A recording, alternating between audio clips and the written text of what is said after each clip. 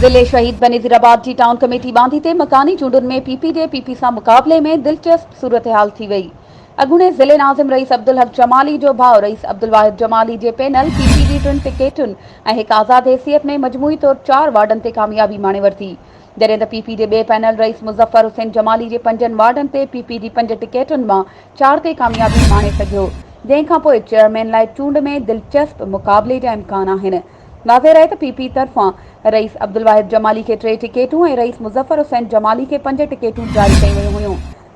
जंहिं ते पीपी उम्मीदवार हिक ॿिए जे साम्हूं आज़ाद हैसियत में उम्मीदवार बीहारिया हुआ।